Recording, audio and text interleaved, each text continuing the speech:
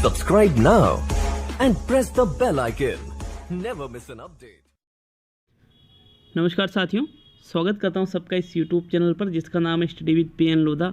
मित्रों, मैं पीएन लोधा आज आपको बहुत ही इम्पोर्टेंट चीज़ें बताने वाला हूं। सामाजिक शिक्षण के यहां पर प्रश्न लेकर आया हूं जो आपके 2016 की भर्ती में और 2018 की भर्ती में SST के अंतर्गत आए थे। मित्रों, इस वीडियो में मैंने लगभग 19 प्रश्न लिए हैं 2016 और 18 वाली भर्ती से। उन 19 प्रश्नों को करके हम 2021 में आपको किस प्रकार से 2021 में जो आप रीट की तैयारी कर रहे हो, 2021 रीट की तैयारी, उसमें किस प्रकार से आप इन शिक्षण विधियों को पढ़ोगे, क्या क्या पढ़ोगे कि आपके एक भी प्रश्न गलत नहीं होगा। मित्रों, मैं आपको बताना चाहूँगा कि तैयारी करने वाले दो तरह के स्टूडेंट होते हैं। एक वो स्टूडेंट होते हैं जो पढ़ते हैं, बहुत ही ज़्यादा पढ़ते हैं, बहुत ही ज़्यादा, लेकिन फिर भी उनका सिलेक्शन नहीं होता है। और एक स्टूडेंट वो होते हैं जो पढ़ते तो हैं लेकिन उतना नहीं जितना लोग पढ़ते हैं, कम पढ़ते हैं फिर भी सिलेक्शन लेकर आ जाते हैं।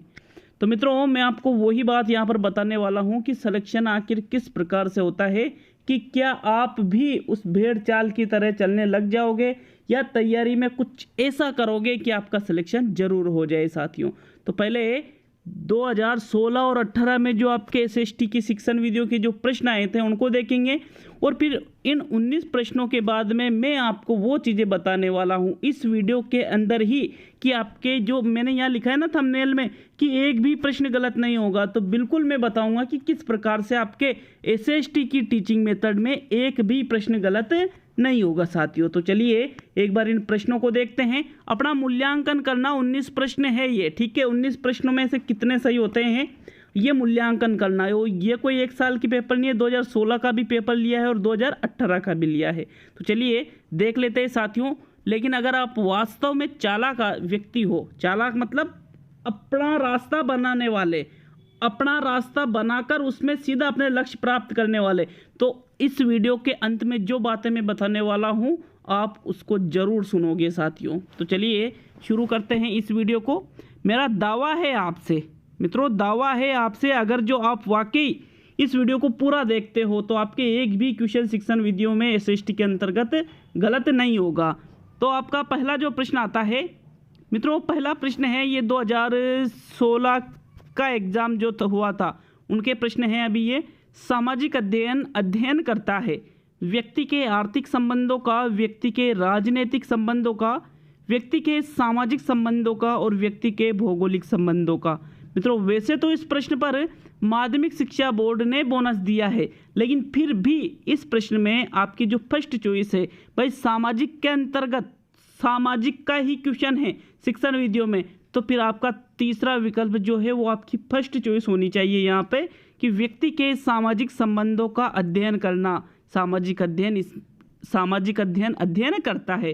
तो तीसरा विकल्प आपका यहाँ पर सही होना चाहिए था, लेकिन फिर भी इसमें बोनस दे दिया गया है, लेकिन फर्स्ट चॉइस आपका तीसरा विकल्प होना चाहिए। हालांकि इस प्रश्न पर क्या था मित्रों, बोनस था। तो देखिए विषय वस्तु को समझिए। जैसे गणित का क्वेश्चन होता तो गणित के संदर्भ में ये आपको सही पे टिक लगाना है, विज्ञान का क्वेश्चन है तो विज्ञान के संदर्भ में आपको सही टिक लगाना है। तो ये कॉमन चीज़ें हैं मित्रों, मतलब ये ऐसी चीज़ें हैं जो बिल्कुल आप कॉमन सेंस का यूज करके भी इनको सही कर सकते हो। इसका सेकंड प्रश्न आया था मित्रों, सामाजिक अध्ययन क्षेत्र के अंतर्गत निम्न में से किस तथ्य का अध्ययन किया जाता है। समाज संबंधी अध्ययन, बिल्कुल सामाजिक अध्ययन में करते हैं। मानवीय संबंधों का अध्ययन, ये भी करते हैं भाई। नागरिकता की शिक्षा का अध्ययन, ये भी करते हैं। मतलब आपका यहाँ पर चौथा विकल्प आप आसानी से इस क्वेश्चन को भी सही कर सकते थे। तो मतलब दो क्वेश्चन आपके ये आए हैं 2016 में कि सामाजिक अध्ययन के अंतर्गत, कि सामाजिक अध्ययन क्या है सामाजिक अध्ययन, और सामाजिक अध्ययन में क्या क्या चीज़ें आती है, ये नॉर्मल से दो प्रश्न यहाँ से बने थे। मित्रों, तीसरा प्रश्न है, सामाजिक अध्ययन के अध्यापक से ज्ञान देते समय निम्न में से किन तथ्यों की अपेक्षा रखना स्वाभाविक है, कि वो विशिष्ट बातों तथा वस्तु के संबंध में स्पष्ट विचार करें, सामान्य पदों तथा गुणों की अवधारणा बताए, तथ्य, नियम, परिभाषा, विधा और प्रविधि की स्थापना करें और उपयुक्त सभी।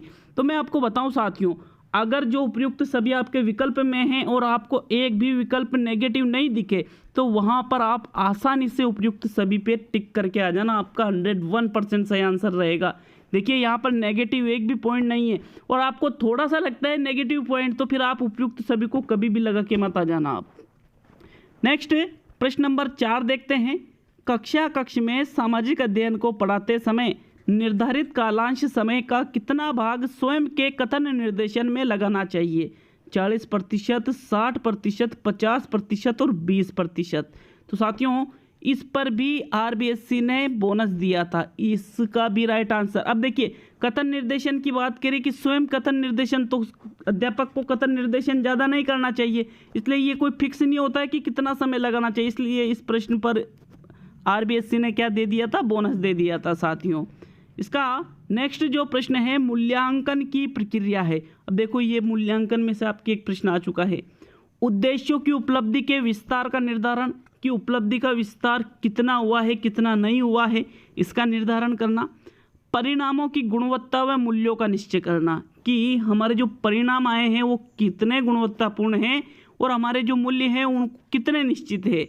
अनुदेशन के परिणामों की तुलना करना और उपयुक्त सभी। तो यहाँ पर भी देखिए मैंने क्या कहा था, अगर प्रथम, दूसरा और तीसरा विकल्प में कोई आपको नेगेटिविटी नहीं दिखती है तो आप बड़े ही आराम से चौथा विकल्प सही कर सकते हो। ये सभी मूल्यांकन की प्रक्रिया के अंतर्गत आ जाते हैं। मित्रों प्रश्न नंबर 6 मैं वापस कह रहा हूँ, जैसे 19 प्रश्न होंगे, कुछ ऐसी बात बताने वाला हूँ आपको जो वास्तव में आप सोचोगे कि हाँ भाई, एक वो व्यक्ति होता है जो दिन भर काम करता है और एक वो व्यक्ति होता है जो दिन में सिर्फ 2 या 3 घंटे काम करता है, लेकिन उस दिन भर काम करने वाले व्यक्ति से सुखी जीवन वो जी लेता है। तो साथियों वो चीज़ है, माइंड लगाना सीखो आप, माइंड लगाना, क्योंकि ये भीड़ है, इस भीड़ में हर किसी का सिलेक्शन नहीं होता, आपको ये याद रखना है। लाखों लोग हैं, लाखों, सभी का होता है क्या सिलेक्शन? नहीं होता है। माइंड लगाना पड़ता है और माइंड के साथ मेहनत करनी पड़ती है। साथियों प्रश्न 6 है आपके, सामाजिक अध्ययन शिक्षण में शिक्षण अधिगम सामग्री का उपयोग है। ये पाठ को लंबा करते हैं, छात्र उबने लगता है, तो ये तो दोनों नेगेटिव पॉइंट है। उपयुक्त दोनों कथन असत्य है, ये सही बात लग रही है। कथन 1 व 2 सत्य है, बिल्कुल गलत लग रही है, तो सीधा सा विकल्प यहाँ पर 3 सही हो जाता है साथियों। प्रश्न 7 पे चलते हैं।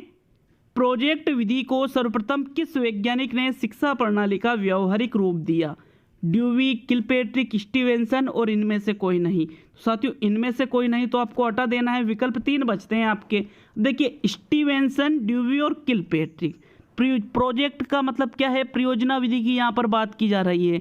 सबसे पहले व्यवहारिक रूप देने वाले शिक्षा प्रणाली का, ठीक है, शिक्षा प्रणाली का व्यवहारिक रूप देने वाले थे आपके WH किलपेट्रिक। आपका दूसरा विकल्प यहाँ पर सही है। देखिए मित्रों प्रोजेक्ट विधि के जनक कौन कहलाते हैं, पहले तो ये बताइए कौन कहलाते हैं? किलपेट्रिक कहलाते हैं। तो दूसरा विकल्प इस प्रकार आपका यहाँ पर सही रहेगा। प्रश्न 8 पे चलते हैं। अब मित्रों 8वां प्रश्न देखिए, समझिए निम्न में से सही का मिलान कीजिए। BS ब्लूम मूल्यांकन आयाम, हर्बर्ट स्मृति स्तर, मॉरिसन बोध स्तर और हंट चिंतन स्तर। तो आप इनको मिलान कर लीजिए कि भाई किसका संबंध किससे है, आपको ये देखना है कि किसका संबंध यहाँ पर किससे है। तो मित्रों यहाँ पर प्रथम विकल्प है DCBA। पहले मतलब जो पहला का विकल्प है, पहले में D रहेगा, क्या ये सही है? दूसरे में C रहेगा, क्या ये सही है? तीसरे में B रहेगा और चौथे में A रहेगा। इस प्रकार से ये प्रथम सही है क्या? या फिर दूसरा विकल्प है पहला में B, दूसरे में D, तीसरे में A और चौथे में C। तीसरा विकल्प है ABCD, प्रथम, दूसरा, तीसरा, चौथा। और चौथा विकल्प है आपके पहले में D, दूसरे में C, तीसरे में A और चौथे में B। तो साथियों इसका जो सही आंसर है वो आपके रहेगा विकल्प नंबर 3 ABCD। मतलब पहले में आपका A राइट है, दूसरे में B राइट है, तीसरे में C राइट है और चौथे में D राइट है। मतलब BS ब्लूम ने मूल्यांकन उपागम दिया है, हर्बर्ट ने स्मृति स्तर दिया है, मॉरिसन ने बोध स्तर दिया है और हंट ने चिंतन स्तर दिया है। तो यहाँ पर आपका विकल्प नंबर 3 सही है साथियों प्रश्न नंबर 8 में। नेक्स्ट प्रश्न 9 पे आते हैं साथियों। आपके 9वां प्रश्न है ये बिल्कुल रीट में आए हुए क्वेश्चन है। प्रश्नों को समझिए एक बार, मुझे बताइए 19 में से कितने सही हुए आपके। मूल्यांकन आयाम के 3 सोपान होते हैं। शैक्षिक उद्देश्यों का निर्धारण करना, अधिगम के अनुभव प्रदान करना और व्यवहारगत परिवर्तनों का मूल्यांकन करना। तो साथियों ये 3 सोपान किसके होते हैं? मूल्यांकन आयाम के। और ये 3 सोपान किसने बताए? BS ब्लूम, हर्बर्ट, स्किनर और थॉर्नडाइक। तो साथियों मूल्यांकन आयाम के ये 3 सोपान बताने वाले थे आपके BS ब्लूम थे। कौन थे? BS ब्लूम थे साथियों। तो प्रथम विकल्प आपका यहाँ पर सही है। नेक्स्ट प्रश्न 10 आता है आपके, सामाजिक अध्ययन का शिक्षण किया जाता है माध्यमिक स्तर पर, उच्च माध्यमिक स्तर पर, स्नातक स्तर पर और उपयुक्त सभी। तो साथियों यहाँ पर RBSC ने इसका सही आंसर माना है माध्यमिक स्तर पर। देखिए सामाजिक अध्ययन का शिक्षण कहाँ किया जाता है? माध्यमिक। स्नातक पर तो समाजशास्त्र के नाम से जाना जाता है इसको। तो साथियों इसलिए आपका प्रथम विकल्प यहाँ पर सही रहेगा, उपयुक्त सभी सही नहीं है यहाँ पे। नेक्स्ट प्रश्न नंबर 11 आपके आता है, शिक्षा में उद्देश्यों का वर्गीकरण दिया गया। जॉन डीवी ने, स्मिथ ने, BS ब्लूम ने और IK डेविस। तो साथियों सभी को पता है उद्देश्यों का नाम आते ही एक व्यक्ति का नाम आता है और वो है BS ब्लूम, बेंजामिन ब्लूम। तीसरा विकल्प आपका सही है। प्रश्नों को अच्छी तरह से समझकर अभी याद रखिए, मैं इनके बारे में ही कुछ चीज़ें बताने वाला हूँ मित्रों आपको। नेक्स्ट प्रश्न नंबर 12 देखेंगे, पाठ्यक्रम के क्षेत्र में शामिल है। विद्यालय की आंतरिक क्रियाएं हैं, बिल्कुल ये शामिल होती है। विद्यालय की बाह्य क्रियाएं हैं, ये भी शामिल होती है। उपरोक्त दोनों, तो ये सही रहेगा साथियों। मतलब तीसरा विकल्प आपका सही है कि पाठ्यक्रम के क्षेत्र में विद्यालय की आंतरिक और बाह्य दोनों प्रकार की क्रियाएं शामिल हो जाती है। तो प्रश्न 12 में तीसरा विकल्प सही है साथियों। मित्रों अगला प्रश्न देखेंगे, प्रश्न नंबर 13, सामाजिक अध्ययन की पाठ्य पुस्तक अनुरूप होनी चाहिए। किसके अनुरूप होनी चाहिए? लेखक के, विद्यार्थी के, शिक्षक के और सरकार के। तो मैं आपको बता दूं कि पाठ्य पुस्तक हमेशा विद्यार्थी के अनुरूप ही होनी चाहिए मित्रों। दूसरा विकल्प आपका यहाँ पर सही है। नेक्स्ट प्रश्न नंबर 14 आपके आता है, सामाजिक अध्ययन की अध्यापिका कक्षा में चुनाव की क्रमिक प्रक्रिया बता रही है। किनको बता रही है? छात्रों को। वह जिस विधि का प्रयोग कर रही है वह है व्याख्या, कथन, परिचर्चा और प्रश्न पूछना। तो बता रही है तो प्रश्न पूछना तो बाहर हो गया। व्याख्या भी यहाँ पर नहीं की जा रही है, व्याख्या तो किसी चीज़ की जाती है। अब परिचर्चा और कथन तो बता रही है। तो साथियों इस प्रकार इसका जो कथन वाला विकल्प है वो इसका सही आंसर रहेगा प्रश्न नंबर 14 में। नेक्स्ट प्रश्न नंबर 15 आपके है, सामाजिक अध्ययन के शिक्षक को बल देना चाहिए। किस पर बल देना चाहिए? विषय से संबंधित सूचना देने पर, कुछ हद तक ये भी सही है। विद्यार्थियों की सामाजिक मुद्दों के प्रति चिंतन शक्ति के विकास पर, ये सही लग रहा है हमें बिल्कुल। विद्यार्थियों को परीक्षा के लिए तैयार करने पर, ये तो गलत लग रहा है। विद्यार्थियों के भाषा विकास पर, ये भी थोड़ा सही लग रहा है। लेकिन अब यहाँ पर आपको प्रथम, दूसरा और चौथे विकल्प में से एक का चयन करना है। तो सबसे बेस्ट क्या है कि विद्यार्थियों की सामाजिक मुद्दों के प्रति चिंतन शक्ति के विकास पर सामाजिक अध्ययन के शिक्षक को बल देना चाहिए। दूसरा विकल्प सही रहेगा साथियों। नेक्स्ट मित्रों प्रश्न 16 देखेंगे, सामाजिक अध्ययन शिक्षण में ऐतिहासिक स्थलों का भ्रमण उपयोगी है। ऐतिहासिक स्थलों का भ्रमण क्यों करवाया जाता है?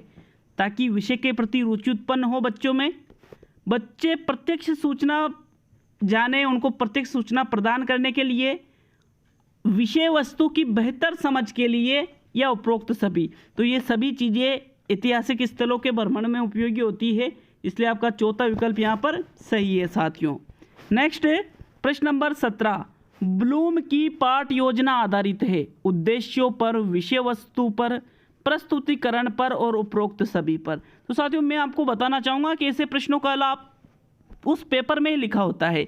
इसके पहले एक क्वेश्चन आया था कि उद्देश्यों पर बल किसने दिया था? ब्लूम ने दिया था। तो फिर पाठ योजना किस पर आधारित रहेगी? उद्देश्यों पर रहेगी, क्योंकि उद्देश्यों पर बल देने वाले कौन थे? ब्लूम थे। तो इनका संबंध आपस में जुड़ा होता है साथियों। मतलब कोई भी एक नाम है ब्लूम की, ब्लूम नाम कोई भी ब्लूम नाम लेता है तो आपके दिमाग में एक विचार आना चाहिए कि यार ब्लूम ने क्या क्या किया है, इसने उद्देश्य बताए हैं, इसने पाठ योजना जो बताई उसमें उद्देश्यों पर बल दिया है, कौन कौन से उद्देश्य बताए हैं, ये सभी चीज़ें आपके अंदर आ जानी चाहिए मित्रों। प्रथम विकल्प सही है। प्रश्न 18, परियोजना एक उद्देश्यपूर्ण कार्य है जो पूर्ण संलग्नता के साथ सामाजिक वातावरण में पूरा किया जाता है। यह कथन किसका है? Bloom, crow and crow, John Dewey और किलपैट्रिक। तो साथियों ये कथन कहा गया था किलपैट्रिक के द्वारा। यहाँ परियोजना के बारे में बात की जा रही है। परियोजना विधि किसने दी थी? किलपैट्रिक ने। आप इस आधार पे भी इस क्वेश्चन का आंसर आसानी से दे सकते थे, भले आपको इस परिभाषा का ज्ञान ही नहीं है साथियों, लेकिन आपको ये पता है कि परियोजना किसने दी थी? किलपैट्रिक ने दी थी। और आज का अंतिम प्रश्न नंबर 19 देखेंगे, लेकिन आप कमेंट करके ये बताएं 19 में से कितने सही है। क्या 19 में से 19 ही सही है? अगर पहले पढ़ रखे तो हो सकता है कि 19 में से 19 सही कर सकते हो, लेकिन पहले नहीं पढ़ रखा है और फिर भी कर देते हो तो फिर भैया पक्की समझो अपनी सीट, पक्की समझो, ये मान के चलो। आप प्रश्न 19 देखेंगे, सामाजिक अध्ययन में निम्न में से कौन सी परीक्षा छात्रों के स्वतंत्र चिंतन में मूल्यांकन का अवसर प्रदान करती है? वस्तुनिष्ठ प्रकार की परीक्षा, निबंधात्मक प्रकार की परीक्षा, लघु उत्तरात्मक प्रकार की परीक्षा और अति लघु उत्तरात्मक प्रकार की परीक्षा। तो मित्रों देखिए, सामाजिक अध्ययन में स्वतंत्र चिंतन कब होगा? जब बालकों को निबंधात्मक प्रकार की परीक्षा देंगे। निबंधात्मक प्रकार की परीक्षा में बालक अपने विचार स्वतंत्र रूप से प्रस्तुत कर सकता है, अपने विचार स्वतंत्र रूप से लिख सकता है साथियों, इसलिए दूसरा विकल्प यहाँ सही रहेगा। वस्तुनिष्ठ में तो स्वतंत्र चिंतन की तो कोई बात ही नहीं रही, वहाँ तो फिक्स है कि जो 4 विकल्प है उनमें से एक का चयन करना है। लेकिन आपसे पूछा, कोई भी बात कही जाती है कि आपको मेरे प्रिय मित्र पर या मेरे विद्यालय इन पर निबंध लिखना है, तो आप फिर उसको अच्छी तरह से सोच के आराम से लिख सकते हो। तो दूसरा विकल्प सही है साथियों। ये थे 19 प्रश्न। अब वो टाइम आ गया है जिसका आप इंतजार कर रहे थे कि कुछ चीज़ें ऐसी बताऊंगा। मित्रों आप थोड़ा सा दिमाग लगाइए। अब ये आज हमने 2016 का पेपर और 2018 का पेपर जो रीट का हुआ, उसमें एसएसटी की शिक्षण विधियों के बारे में, एसएसटी के जो शिक्षण विधियों के प्रश्न आए उनको पढ़े। 1-2 प्रश्न और थे, वो ज़्यादा बड़े थे तो टाइपिंग नहीं कर पाया उनको मैं। अब देखिए मित्रों, अपने दिमाग में आता है, देखिए 60 क्वेश्चन आपके एसएसटी में आते हैं, मिनिमम 10 क्वेश्चन तो आपके टीचिंग मेथड के होते हैं, और अगर आप 10 में से एक भी गलत नहीं करते हो तो 10 नंबर यहाँ पे ले आते हो।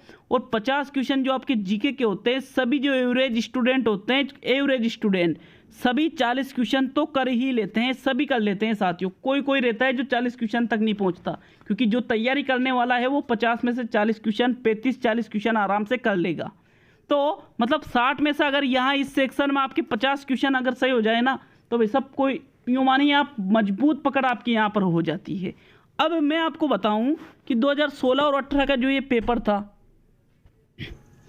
मित्रों, इस 2016 के पेपर में और 2018 के पेपर में जो टीचिंग मेथड के क्वेश्चन आए हैं उसमें आपने खुद देखे हैं क्वेश्चन।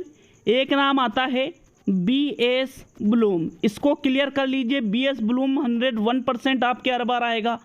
एक नाम आता है आपके WH किलपैट्रिक, इस किलपैट्रिक को बिल्कुल क्लियर कर लीजिए, ये आपके 101% आपके एग्जाम में क्वेश्चन आता है। एक नाम आता है आपके हर्बर्ट, हर्बर्ट के संबंध में हर चीज़ क्लियर कर लीजिए। हर्बर्ट ने क्या क्या किया सामाजिक विषय के अंतर्गत, या फिर उनकी जो पाठ योजना वगैरह, उनको बिल्कुल क्लियर कर लीजिए। हर्बर्ट है, BS ब्लूम है, किलपैट्रिक है, स्टीवेंसन है, परियोजना विधि है, उद्देश्य वगैरह है, मूल्यांकन है। मतलब ये 5-6 चीज़ें ऐसी है जिनको आप क्लियर कर लेते हो तो आपके नॉर्मल जो फैक्ट वाले क्वेश्चन है वो एक भी गलत नहीं होगा। और जो व्यवहारिक क्वेश्चन आते हैं सामाजिक अध्ययन के, ऐसा कोई क्वेश्चन दिखा जो बहुत कठिन लगा हो व्यवहारिक क्वेश्चन में कि सामाजिक अध्ययन में किसका अध्ययन किया जाता है, सामाजिक अध्ययन का आशय क्या है, नॉर्मल है, सब कर लेते हैं इनके। तो फैक्ट वाले क्वेश्चन करने में दिक्कत आती है। तो आपको अगर शिक्षण विधियों में एक भी प्रश्न गलत नहीं करना है तो थोड़ा सा दिमाग लगाइए, देखिए कि किस तरह से क्वेश्चन आते हैं, कौन कौन सी चीज़ें बार बार आ रही है। मैं 100% गारंटी देता हूं कि आपके जो परियोजना विधि और किलपैट्रिक है 101% इसमें से क्वेश्चन आता है। आपके जो BS ब्लूम है 101% इसमें से क्वेश्चन आते हैं। आपके किलपैट्रिक है इसमें से 101% क्वेश्चन आता है। तो इनको क्लियर कीजिए ना, नॉर्मल सी चीज़ है, इनको पहले क्लियर कीजिए, तभी तो आपके क्वेश्चन राइट होंगे। कोई क्वेश्चन गलत कैसे होगा? कोई परिभाषा नहीं आ रही है तो परिभाषा किस संदर्भ में है, उस संदर्भ में आपको थोड़ी सी भी जानकारी है कि यार ये परिभाषा तो उस विधि से संबंधित है और वो विधि का जनक तो ये है, और अगर वो आपको विकल्प में मिल जाता है तो आप उसको ही टिक करिएगा साथियों। इस प्रकार आप अगर कोशिश करो, थोड़ा सा दिमाग लगाओ, मेहनत करो, दिमाग लगाओ, दोनों चीज़ होना चाहिए। मेहनत प्लस मानसिक, दोनों ही चीज़ों से सिलेक्शन होता है। पूरा मेंटली और आपको मेहनत दोनों रूप में ही तैयारी करनी पड़ेगी साथियों। सिर्फ मेहनत करते जाओगे, दिमाग नहीं लगाओगे तो भी मज़ा नहीं आएगा, और मेहनत नहीं की और दिमाग लगा रहे हो, मेहनत तो बिल्कुल भी कर ही नहीं रहे हो तो भी मज़ा नहीं आएगा। दोनों का कॉम्बिनेशन बिल्कुल एक सटीक तरीके से होना चाहिए, बड़े ही आराम से इस भीड़ में से आप निकल सकते हो। तो मिलते हैं अगले वीडियो में। वीडियो को शेयर कीजिए, वीडियो को लाइक कीजिए, चैनल पर जुड़ने के लिए चैनल को सब्सक्राइब जरूर करें। मिलते हैं साथियों अगले वीडियो में। हिंदी की शिक्षण वीडियो के भी क्वेश्चन डाल रहा हूँ तो उनको भी ज़रूर देखिएगा।